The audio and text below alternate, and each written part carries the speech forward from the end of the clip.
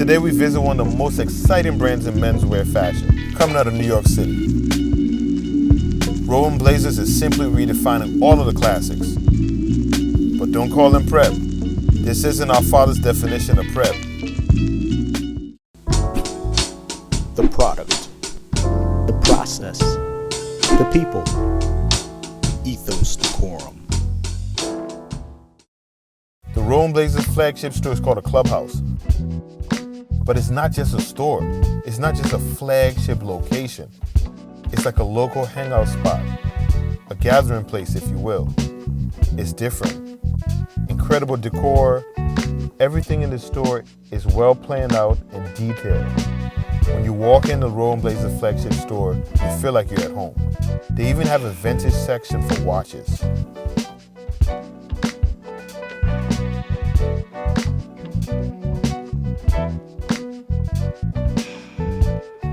Now that we checked out this incredible store, let's talk to the owner of Rowan Blazers, Jack Carlson. So there are a lot of like idiosyncratic things that make a rowing blazer a rowing blazer. I mean, the easiest thing is just to look at a navy blue blazer because it's kind of a blank canvas. So a lot of people don't realize, just before I jump in here and start looking at some of the details, a lot of people don't realize that the blazer actually originated in the sport of rowing. Like pretty much everybody now, no matter what they do, where they're from, you know, how old they are, what their gender is, anything, pretty much everybody has some kind of a blazer in their closet. It's a staple. Yeah, exactly, it's literally a staple.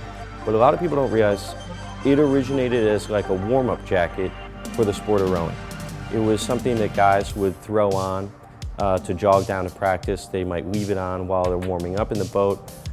If it's really chilly, they might leave it on while they're racing. And it started at Cambridge and Oxford. And they were often brightly colored. They'd be striped or they'd have some kind of contrast trim on them. Because if you've ever seen a rowing race, which most people haven't, but if you ever go to one, it's very hard to tell which crew is which. It's not like watching, the only other organized sport at the time really was, team sport anyway, was cricket. And there everybody can just wear white. It's very obvious which team is which. And rowing, you don't have that. So this whole concept of a casual jacket with lapels like this, with metal buttons, was born in the sport of rowing as a very practical thing, as a very practical garment, as something that you would warm up in, and as something that was really a kind of uniform. And guys started wearing them back on campus as well. They started wearing them to social events because they were brightly colored, and they could be considered kind of a status symbol. Gotcha. But there are a few kind of idiosyncratic things that we do that's a little bit different from most blazers. I mean, a few sort of basic things. One is that, you know, it's a 3-roll-2 silhouette, so it's a 3-button jacket, but it rolls open to 2 buttons. Things like this cross-stitching underneath the lapel, that's a tradition that's adapted from a lot of rowing clubs. We put different Latin mottos here under the lapel. This one is one of my favorites. Aut viam inveniam, aut faciam. It means I shall either find a way or make a way. Something that resonates with me pretty closely just in the day-to-day of the apparel industry. You get told no a lot. You get told you can't do things that way a lot. Other things like the fact that the blazer is unlined. So a lot of people actually are confused about this because they think if they have a jacket that's lined, that it's, some people think it's nicer. Like upscale. Upscale, yeah. It's actually, I mean, unless it's like lined with pure silk, which I guarantee you, like most people who think that the lining makes it fancier, their blazers are not lined with silk. They're lined with some kind of man-made fabric that's gonna end up in the ocean. So it's actually much more difficult to make a blazer that's not lined because all of these seams have to be really beautifully finished. If you just throw in lining, then that can hide a whole mess of things. The other thing with a blazer is, or with a really traditional, you know, blazer kind of made to the authentic pattern, is that it doesn't have vents.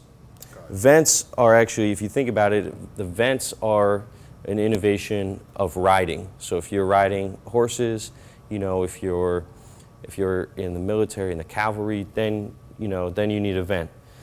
The most traditional way of constructing a blazer, though, is without a vent. There are other little details as well, like just one button on the cuff, and it's just decorative. These are and the button's the same size as those buttons. These are all sort of the little eccentric details that make a blazer, sort of authentic. And it took us a long, long time. We worked with a little factory here in New York City that was able to do a lot of these details. I mean, some of our blazers have grosgrain trim on the edge.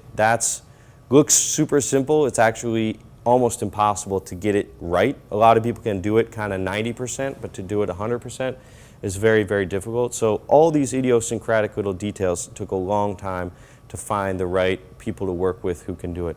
Other things like, this is all hand cut with pinking shears. That's supposed to be a raw edge like that. That's, if you look at a vintage blazer, that's an authentic kind of detail that you would see in a lot of vintage blazers. And something that's very cool that we don't probably talk about enough as a brand is we actually make all the team and club blazers for a whole bunch of the top rowing clubs, rowing teams in the country and around the world. For the U.S. national team, for Harvard, for Princeton, for University of Washington, for Leander Club, which is probably the most prestigious rowing club in the world in England. It's a really cool thing that we do. I mean, there's a few actually over there, like Princeton, Doggett's Coat and Badge. The red blazer over there is, it's a blazer we make for the oldest sporting event, the oldest annual sporting event in the world that's still continuously held to this day, which is a rowing race in London that's been going since 1715, which is pretty crazy. But that's something that is very important to our brand. Like, we call ourselves Rowing Blazers. We actually make blazers for all of these top rowing clubs. And that gets to something I know you want to talk about a little bit as well, which is authenticity. Yes. Which is really core part of the DNA of the whole brand. Gotcha. Now, you're talking about details and keeping everything to pretty much how everything has an intentional purpose with Yep. blazers. Yep. So you are outfitting sports clubs Yep. for deep heritage, Yep. but you have this following now that's menswear. Yep. How do you walk that fine line, or you say, this is how we're going to present it, and everybody's saying, hey, Rowing Blazers, prep. So what's your definition of prep? Oh, wow, you're getting right to the big question here, Yeah, huh? I had to go to it. I think preppy is a word that we have avoided for a long time, and certainly when we were first starting and there was no rowing blazers out in the world, there was no, when we were first starting, before we even launched our website, people would be like, oh, it's going to be like a super preppy brand. And I'd kind of be like, in a way, yes, but that word has so many connotations that in some cases are totally different from what we're all about. I might say preppy and one person might think Vineyard Vines. Another person might think Lacoste.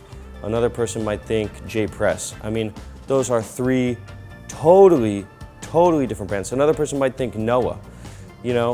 Those are four totally different brands with four totally different aesthetics. So if you can have all four of those brands being described as preppy, it's like the word almost has no meaning. And in some ways, I think we have to kind of face this head on to some extent. The word has negative connotations. The word has connotations of elitism. The word has connotations of exclusivity, but not necessarily in a positive sense, And I think a lot of that has to do with the ways that maybe other brands have presented themselves, other brands have marketed themselves in the past. And, we wanted to come out and we wanted to be our own brand. We didn't want to have any of those other preconceived ideas or misconceptions hanging over us in a way. So for a long time, we didn't use the word. Press writing about us would always I remember the first ever press headline that came out about us ever, I think, was like, Uber preppy brand rowing blazers, launches or something like that. And I was just like, oh my gosh, that's not what we needed, I would like to think that we as a brand are having some impact on redefining what people think of when they think of preppy. And to me, it's really all about, authenticity. It's about making things the right way. It's about choosing the right fabrics. Everything we do in here is very classic. You won't walk around in here and find like some crazy jacket that has like hidden pockets and that has like sensors on your body to regulate your temperature. It's not that kind of a brand. The brand is all about the classics. It's all about things I grew up wearing, things that have been around for a long time, like the rugby shirt, the blazer, the polo shirt. These are classic kind of things. And for me, it's all about the classics and doing them the right way in terms of how they're made, the kind of fabrics that we use, the kind of attention to detail that we use. And yeah, I mean, it is also channeling an aesthetic that you could call preppy. It's very colorful. I think part of what I think of with preppy is that it's colorful, it's fun, it's very youthful. At its heart, actually, what it is it's, another word that maybe also gets overused a little bit, but it's collegiate in a way. And if you think about collegiate, actually, it's very interesting. Like, collegiate means two things in a way. It means traditional, because every college, has their own set of traditions, their own set of history. So it means traditional, but it also means youthful, because who's going to college? Who's in college? And that to me is kind of like the dichotomy of it in a way. Like, what I think of with preppy, I think of really like collegiate is almost maybe a better word to describe it, because it's classic and it's traditional, but it's also youthful. It's also a little bit rebellious. It's also fun. It's also colorful. So that's kind of what it means to me a little bit. And the more we can kind of put that out there into the world, the better. I'd like to think that when it comes to the whole scope of what people think of when they think about preppy, I'd like to think that we are kind of taking the good and leaving the bad. Gotcha. Okay. Yeah, if that makes sense. That makes sense. Because if you look in the store, you see a picture of Tupac with a rugby on. You see Prince Charles with a shirt on. Yep. So it's everybody's in there. Like, you guys pretty much attract.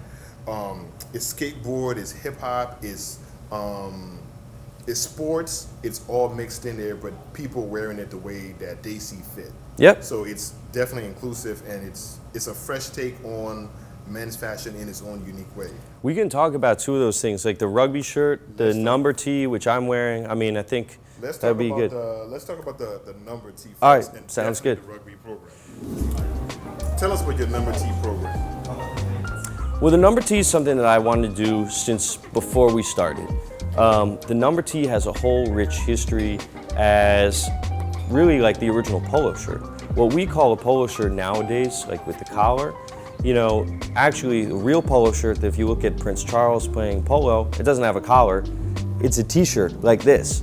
And I've wanted to do this for a long time. I think the aesthetic is such that you don't have to be on a horse on a polo field playing at Guards Polo Club in order to wear this and in order for it to be cool.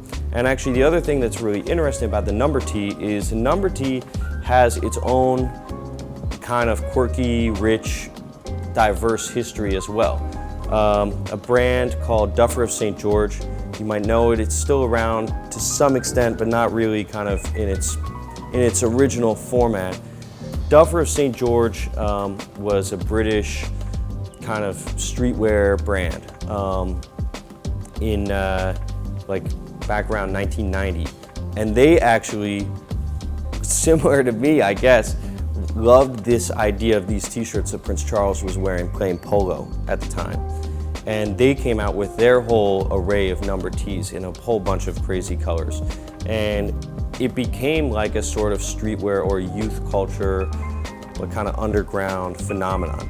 So I think it's really cool whenever we come out with a new product or new product category to look at like the origin story, to look at the history, but to look at the whole history of it. Like not just looking at Prince Charles, but looking at the kind of youth culture aspects of the history of this piece. And the same thing can be said for a lot of what we do. I mean, the rugby shirt is also, you know, foremost among those. Let's check out the rugby. All right, let's do it. That's my favorite. So let's talk about your rugby program. Like the number T, the rugby, it took us a lot longer than I thought to get it just right, but we didn't want to come out with anything that wasn't just right. And the big important thing for me is like the weight and the quality of the fabric. So we partner with a company in France called Sport-de-Pac that owns a bunch of vintage knitting machines. And the quality of fabric, I mean, it's impossible to do it justice here on a camera. It's impossible to do it justice on the website, which is why, you know, you have the store, people can come in and touch it and see it and feel it and try it on for themselves.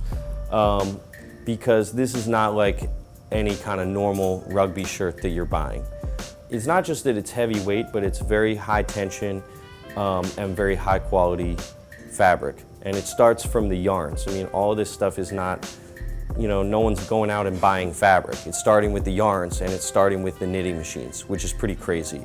But that's what results in the type of quality. There's all kinds of stuff here that reflects the attention to detail, the obsessiveness of everything in this store, really. This is one of my favorite rugbies right here. This is the original rugby shirt, basically. This is based on the very first rugby shirt. So just to geek out on the history a little bit for a second, a lot of people don't realize the game of rugby actually started at this high school in England called Rugby School, where kids were playing soccer, basically. And one of the kids caught the ball in his hands, and instead of kicking it, he just held it in his hands like this and ran to the other goal. And all the other kids are trying to tackle him as he goes. And he got to the other goal, he started celebrating like a maniac, even though he had totally just cheated. But everyone thought it was kind of cool and said, let's play let's play football that way from now on. Football, as they call soccer in England. And we'll call it rugby rules football.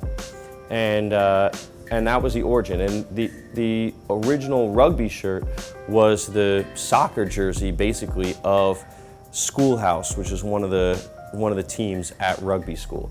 And that's basically what this is. So this has a band collar instead of a normal rugby shirt collar. This actually has, we can take this out. This actually has working cuffs as well, which is very unusual for a rugby shirt, but that's an authentic detail. The quality of the embroidery is really, really important. And this is based on a vintage shirt from the 1860s. So that story I told you is from the 1820s. This is based on a shirt that's a little bit later on, but from Schoolhouse at rugby school. And if you look at any of these other rugbies as well, you'll see, you know, this one has a wing collar, for instance. This one has a placket that's off center. You know, there are all sorts of unusual details here that make each one special, and those are generally based on a historic pattern. Like this is based on a vintage Ireland rugby shirt where the clover embroidery here was so big that they literally made the placket off center. Gotcha. That's another point actually as well that I should bring up is like none of these graphics, none of these embroideries is random. You know, they all have a meaning, they all have a reason. Everything is within the historical context. Exactly, and some of them relate to things that are still going on today. But that's really important to me is that we're not kind of just randomly appropriating symbols or emblems or graphics, you know, willy-nilly. Everything has a kind of reason to it. I mean, that's one thing that drives me crazy about a lot of other brands where they're just slapping a graphic or taking some kind of historical coat of arms or emblem, making a little tweak to it, and then just slapping it on a shirt or slapping it on a tie. You know, I think it would have been really easy for us. I mean, we're talking about the kind of the genesis, the origin of the brand. It would have been really easy for us to play into that and to have like cross rowing oars and to have some kind of made up coat of arms and to have these monograms and have a crown and whatnot. And that's not the direction that we wanted to go in. And I think that's not, I think that's not the direction that apparel, fashion, whatever you want to call it, in general is heading in 2019 in the 21st century. Everyone has the internet, everyone has Wikipedia, everyone has Instagram. Everyone can very quickly learn about this stuff. Like, even if you've never seen a rugby match, you can go on and you can find out a whole bunch about the history of X, Y, or Z team. If you've never been in a boat before, you can go learn a whole bunch about rowing. You can learn about this stuff using the internet, and everybody is. And everybody wants something that's authentic. Like, to me, that's almost kind of the universal currency. It is. Is authenticity. No matter what your personal style is, whether you're into streetwear, whether you're into skating, whether you're into rowing, whatever it might be, it's like people like things that are authentic. Gotcha. And that's really important. So Jack, let's talk about a unique program within a program. So you have the rugby program that everybody's now like, I gotta get a Rolling Blazers rugby, right? But you do end of day, which is all one of one. I'll let you get into it. But when I first saw it, it took me straight back to high school, just pretty much unique rugby pieces, period. So tell us a little bit about it. Yeah, I mean, look, we didn't invent this concept. There was something called Uglies, which Canterbury in New Zealand used to do, which was a similar concept. It's taking leftover scraps of fabric, upcycling, maybe buying other people's leftover scraps of fabric, and just sewing them together to create a unique shirt. There's all sorts of backstories, like similar to Brooks Brothers with the fun shirt, that maybe the original concept was to train kind of novice sewers in how to do it, and they were literally just using whatever scraps, so they weren't wasting anything, to make a shirt that was never meant to be sold. I think there's a lot of mythology surrounding that as well, but it's something that I grew up with. I think in a way it predates the 90s, but it has a real sort of 90s aesthetic to it. But yeah, basically all it is it's taking leftover scraps of fabric, either from us or from other brands and other companies, and upcycling them into totally one-of-one rugby jerseys. And you notice, there's cool little hits like under the placket.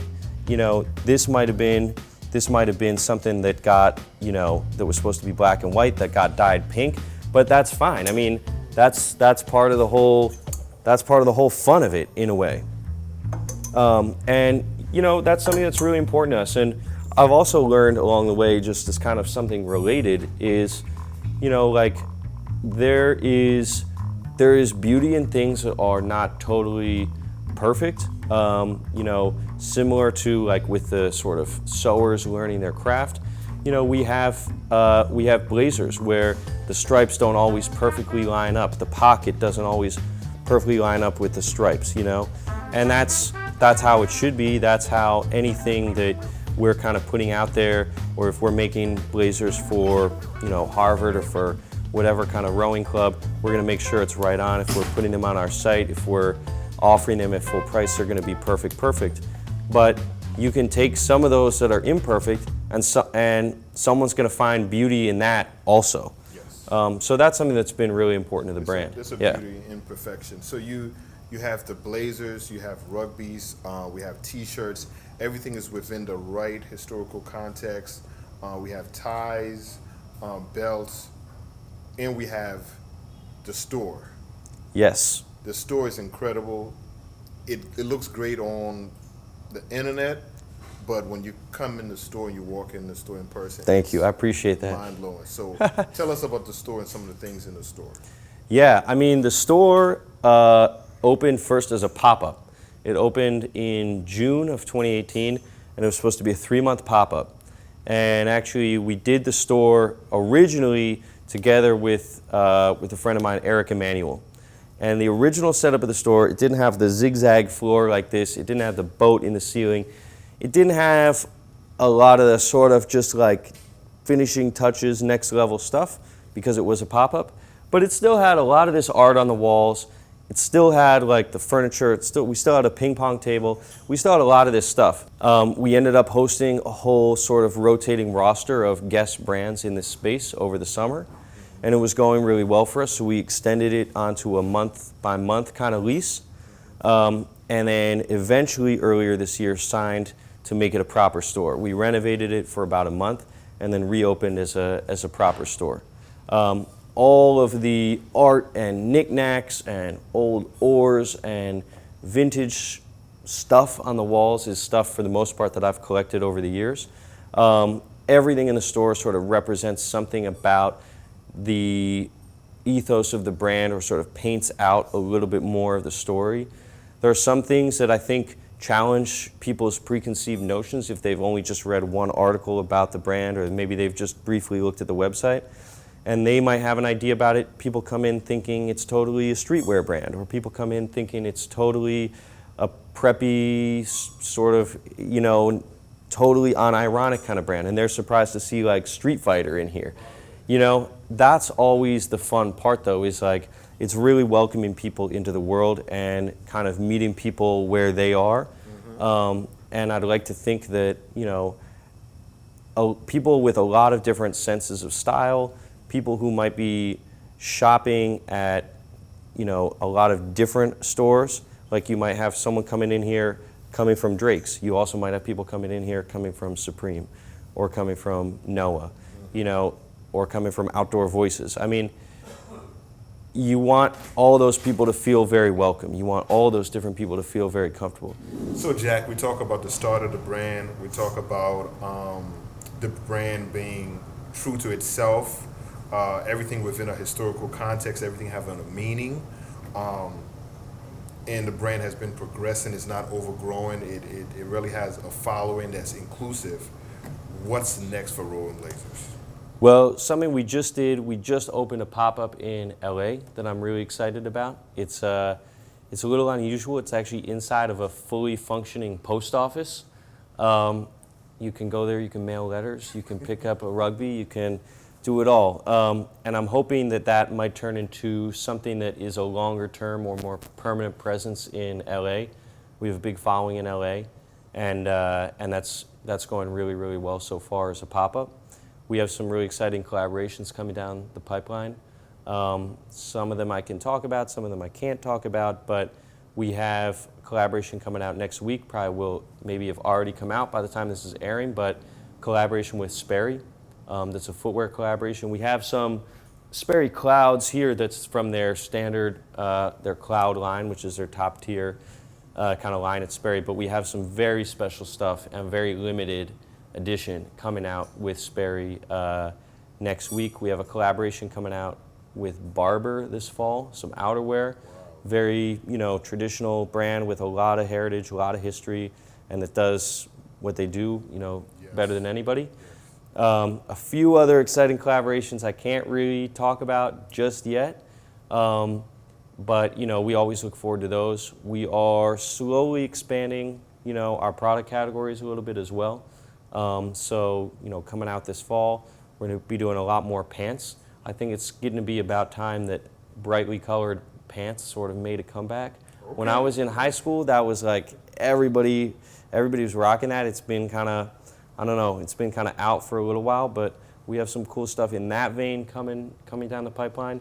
Yeah, and we're just going to keep doing what we're doing. Thank you, Jack. I appreciate it. Thanks for thank you a ton. I appreciate definitely spending some time with us. Ethos Decorum, we feel like we really wanted to speak to Rolling Blazers because it's all about brands that are true to themselves. They have a meaning. They're not pretty much just with the rest of the crowd. And we always say it's about the people, the process, and the product. And it's the people who make the items, the process of how to go about making it, and the actual products we use. And we feel like when you wear a shirt, if you know who made that shirt, the purpose behind that shirt, it has a deeper meaning to it. For sure. So we feel like Rolling Blazers, we had to do this interview because it's exactly what Ethos Decorum is all about. So thanks a lot, Jack. I love what you guys are doing. I appreciate it. Thanks. You.